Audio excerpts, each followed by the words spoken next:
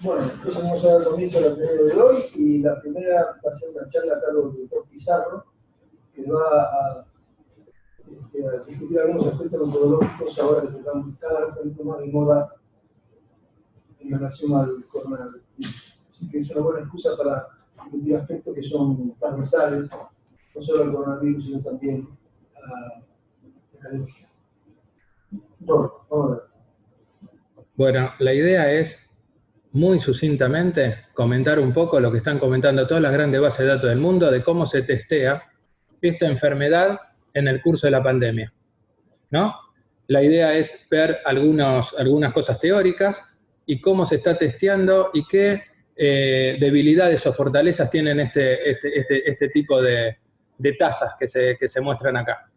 Esta es simplemente la primera diapositiva, es para que ustedes vean complementando lo que el viernes habló Arturo, los testeos por millón de habitantes del 5 de abril, la mortalidad por caso confirmado. Este es el Case Fatality Rate que tanto habla el mundo hoy y de que vamos a hablar nosotros ahora, qué significa y qué debilidades tiene. Y una cosa nueva que apareció en las bases de datos del mundo, que es el crecimiento exponencial de las muertes confirmadas. ¿Por qué aparece este dato, el último dato que ustedes ven en la columna? Porque el dato anterior de la mortalidad por caso tiene sus debilidades, entonces se complementa con esta información. ¿Se entiende?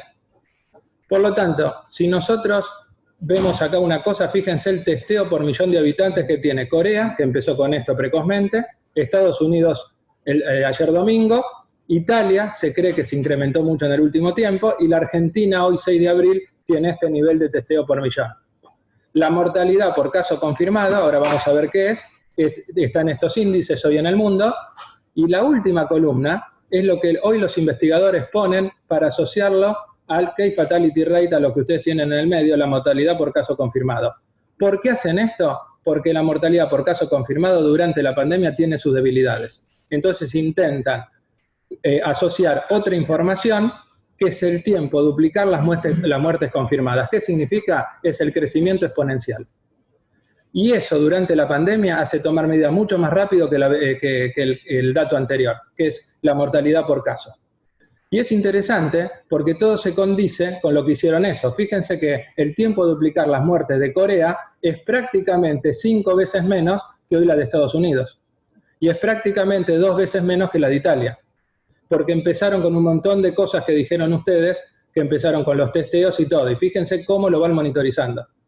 Por lo tanto, esta primera tabla, ustedes abren la tabla de Johns Hopkins de la OMS y está este dato. Y ahora vamos a ver por qué está este dato. Porque ayer en el Lancet ha salido una confirmación de por qué se tienen que dar unos datos asociados a esto. Vamos un poco a la teoría. ¿Qué significa definiciones asociadas a la letalidad de una pandemia? Hay 3 definiciones que pueden confirmar la letalidad de la pandemia. Sin embargo, se está tomando una. El Case Fatality Rate, el que van a leer en todos lados, es la tasa de muerte por caso. La ecuación es la siguiente: el número de muertes por la endemia, por supuesto confirmadas, y el número de casos confirmados diagnosticados. Esto está sacado de la página de la OMS. Ejemplo, 10 personas mueren por COVID, 100 casos son diagnosticados, es 10%. Digo para que se entienda más. Ojo, este dato no es igual al riesgo de una persona infectada, porque son solo los casos, no el riesgo de la persona infectada. La mortalidad cruda, de la que uno quisiera saber, es el número de muertos por la enfermedad sobre la población total, pero esto no se puede saber hasta el final de la pandemia. Se tiene que cursar la pandemia para conocer esto. Por lo tanto, no se da este dato, porque si uno, como dice la editorial del Lancet, podría proponer, dice, ¿por qué no damos la tasa de mortalidad hoy cruda? Porque no se puede, porque la pandemia va variando y va variando un montón de cosas que vamos a ver ahora. Y la tercera, ¿qué es la tasa de fatalidad por infección? Es el número total de muertes por el número total de casos infectados, que no es lo mismo que confirmados. Por lo tanto, también se sabe al final de la pandemia. Por lo tanto, la primera es la que durante la pandemia se puede objetivar, que es la tasa de fatalidad por caso confirmado. Muy bien. Esta es la ecuación, ¿y qué se dice de este índice? Este índice, que está en todos lados, va cambiando por un contexto particular, cambia por el tiempo, cambia por la población, aumenta o disminuye de acuerdo a las características que se toman de la población, no refleja riesgo de muerte durante la pandemia. Ojo, esto es fundamental para entender que la tasa de fatalidad o de muerte por caso no refleja la mortalidad, el riesgo. Simplemente habla de eso, de fatalidad por el caso confirmado. Y lo que decía Arturo el viernes, si el número total de casos es mayor que el de los confirmados, la relación de la muerte con los casos totales va a ser más pequeña, es decir, que el número de testeos afecta en esta relación, pero no es lo único. Y acá viene la cosa. ¿Qué se publicó últimamente de esto? ¿Qué tenemos que tomar en cuenta cuando nos presentan el dato como tasa de fatalidad por caso confirmado? Primero, la definición y el testeo de los casos. Son las dos variables que pueden llegar a confundir esta relación. Y la tercera variable, que ahora la van a ver en un gráfico, es si yo tomo esta tasa al inicio de la pandemia o la tomo después. ¿Por qué uno puede infraestimar esto? Por el riesgo del intervalo en el tiempo del diagnóstico o reporte de casos. Uno no puede asumir que todos los casos van a ser testeados al inicio de la pandemia en todos lados, sí en algunas poblaciones que lo tomaron, y uno lo puede sobre o infraestimar por la definición del caso. ¿Cómo va definiendo el caso? ¿Es la exposición, es la clínica? ¿Cómo lo va definiendo? Y una cosa más, que ahora dicen los epidemiólogos, ayer en el Lancet, los casos pueden ser todos o pueden ser cerrados. ¿Qué significa un caso cerrado hoy? Solo los que se recuperan o mueren, que se toman siempre al inicio de la pandemia. Si son cerrados, se sobreestima porque el denominador va a ser pequeño, porque estamos al inicio de la pandemia. Si son totales, puede infraestimarse, porque se toma un denominador muy amplio, y es de acuerdo a la denominación del caso. Y ahora vamos a lo más, por lo menos lo más rico de lo que yo leí es esto. Este es el gráfico que muestra, por supuesto está toqueteado por mí, puse alguna curvita más para que se entienda, y acá lo que quieren demostrar es lo siguiente. Cuando se inicia la pandemia, y nosotros, no sé si se ve acá, si estoy marcando bien acá, ¿se ve? Cuando se inicia la pandemia, la tasa de fatalidad por caso confirmado generalmente se está sobreestimada. Y está sobreestimada porque el sesgo al inicio de la pandemia tiene poco testeo en general y el sesgo del intervalo del tiempo del diagnóstico-reporte, habitualmente. Pero durante la pandemia puede pasar esto, se aumentan los testeos y puede cambiar o hacerse más firme la definición de caso. Antes habíamos dicho exposición, ahora exposición más clínica, y va cambiando eso. Por lo tanto, a medida que avanza la pandemia y que avanzan estas dos cosas, el caso cerrado se va intersectando con la tasa de fatalidad total. Pero al inicio de la pandemia podemos tener algún sesgo de sobreestimación de lo que estamos diciendo como tasa de fatalidad de esto. No sé si se llega a entender bien esto.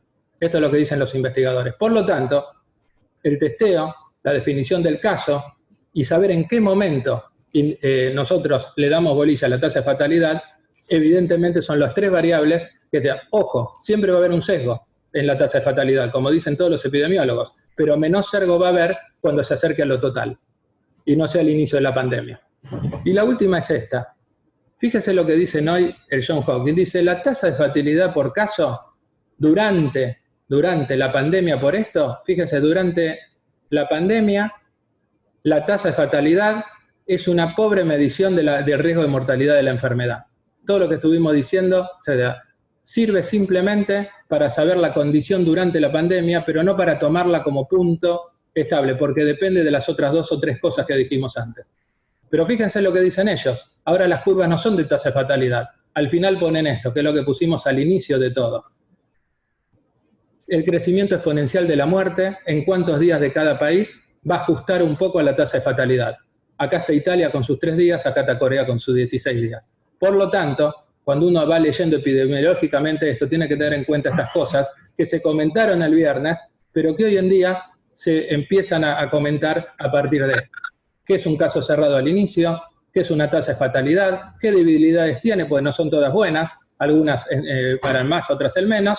Y también una cosa que adaptan ahora y que lo empezaron a hacer hace 10 días atrás, el crecimiento exponencial en días entre cada región para ver qué medidas se están tomando. Muy bien. Bueno, estuvo muy bueno, Rolo, a mí me pareció realmente muy buena la presentación. Y hago un pequeño comentario y después le decimos a todos que quieran. Vos dijiste que teníamos un problema con el numerador y con el denominador. El viernes habíamos hablado del problema del denominador, es decir, sobre qué población hablábamos de esto, y vos ahora profundizaste un poquito el tema y dijiste qué ponemos en el numerador. Si es un caso que tiene un test positivo, si es un caso, cómo se hizo el criterio y cómo fue variando este criterio, y como todo esto es muy dinámico, no tenemos una estimación del seguimiento. ¿Es un poco así esto, Rolo? Esta cuestión. Exactamente lo que vos decís es la conclusión final de ayer, viste, de cosas de pandemia. Uno se refleja sobre el denominador siempre, pero el numerador muchas veces, y principalmente al inicio de todo esto, tiene mucho peso y también tiene mucho sesgo. Y estos sesgos son en relación a estas variables. Lo que es interesante, porque uno toma medidas en base a un dato, ¿no? O una tasa, y sin embargo tiene que saber cuándo toma ese dato, qué está tomando, cuándo está testeando, cómo lo define el caso. O sea, son varias cosas que aceptan. A mí lo que me llamó... Exactamente. Al principio me pareció sumamente interesante este indicador que vos dijiste para conocer todas estas historias, que es la velocidad por la cual progresan las muertes por esta enfermedad. O sea, es el tiempo en el cual ocurre un determinado fenómeno. Si está cambiando cada 24 o 48 horas al 10%, o si se está incrementando con un coeficiente del 30 o del 40%, y que este es un dato muy importante para el crecimiento. Sería un poco así. Bueno, yo no estoy solamente para sí. Lo que dicen los epidemiólogos ahora, lo del John Hopkins que tiene la base más grande, y se asoció ahora a la OMS, ahora esta semana, es que el tiempo de duplicar las muertes, este crecimiento exponencial, se ajusta a la tasa de mortalidad por caso para tomar medidas, y que sería un índice que uno ahora está tomando en cuenta para saber cómo mueve las medidas en cada país, ¿no? Que me pareció, viste, como una cosa nueva. Bueno, ¿quién quiere hacer algún comentario? A ver, nos ayudas un poquito a ver cómo el resto de la gente que está online puede utilizar esto. Pueden hablar, ¿eh? El resto que está escuchando puede hablar sin problema. Tienen que encender el micrófono. Sí, doctor. ¿Qué es la hepatitis C? También va a estar influenciado por el tamaño de la población del país al principio. Es decir, si yo tengo muy poquitos casos, voy a duplicar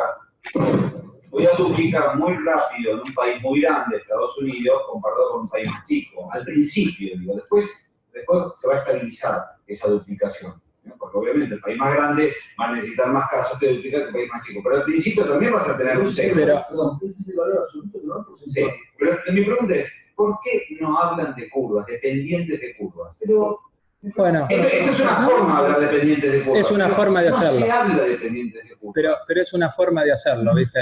Vos fijate que en este gráfico, viste, yo lo toqueteé, es del Lancet del fin de semana, Lo que dicen, vos fijate, esta curva en colorado es todo lo que vos hacés para que el caso, en realidad, ¿cómo terminan todos los casos? Como cerrado.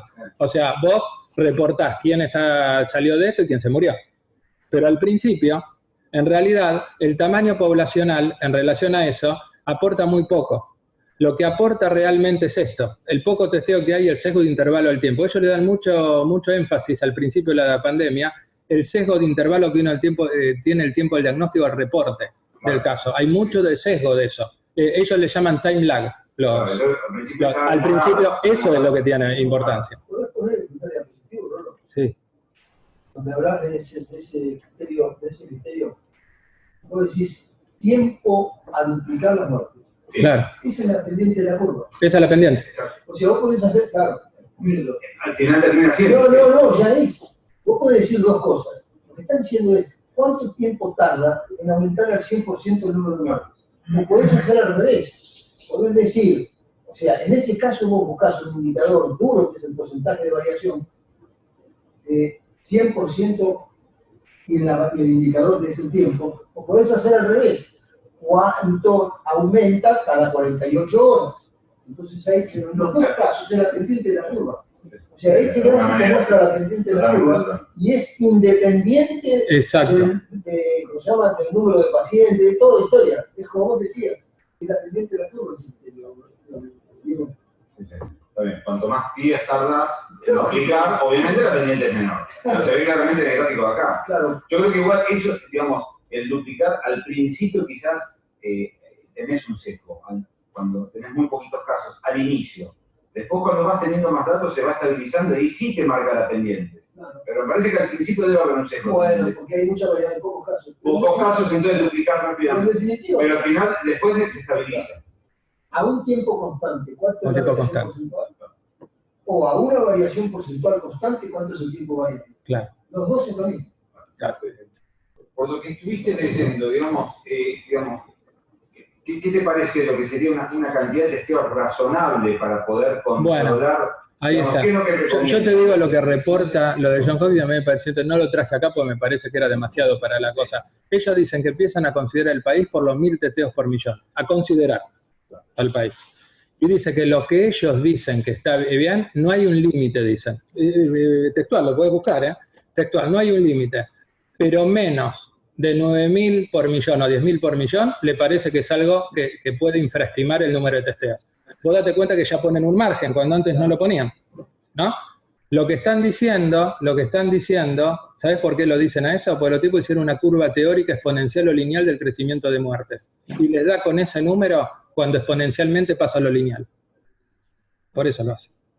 Vos sabés que está hecho eso, matemáticamente ahí. Están haciendo más cosas de lo que aparece. Exactamente. Eso lo hace. No, yo digo, uno podría testear a solo los que están enfermos.